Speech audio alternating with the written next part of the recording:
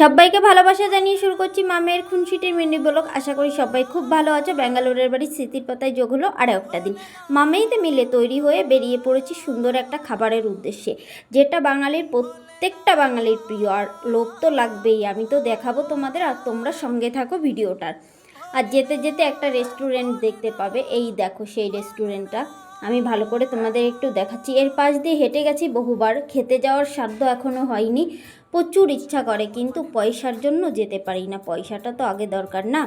আর একটা প্রিয় সত্য কথা কি জানো তো, আমি চুরি করিনি, আমি কাজ করে খাই। সন্তানকে মানুষ করার জন্য আমাকে যত বড় কঠিন পরিস্থিতি আসুক না কেন, আমি সেটার মোকাবেলা করতে রাজি আছি। তাই লোকে কি বললো বা কি করলো তাতে আমার কিচ্ছু যায় আসে না। তারা এসে কখনো আমার সন্তানকে দুমুঠো ভাত দিয়ে যাবে না। এই দেখো চলে এসেছি সেই খাজানার দোকানে, যেটা আমার প্রিয়, প্রত্যেকটা বাংলাভাষীর প্রিয়।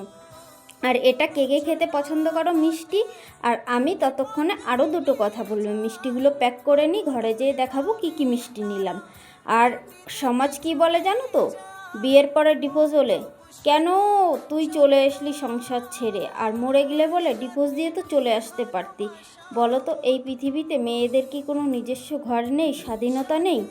ডিভোর্স হলে মেয়ে খারাপ, মরে গেলে কেন মরলি, এটাই হচ্ছে পোড়া সমাজ, আর কিছু না। মানুষ তোমাকে নিয়ে উপহাস করবে, কেউ খেতেও দেবে না, ভালোও বাসবে না।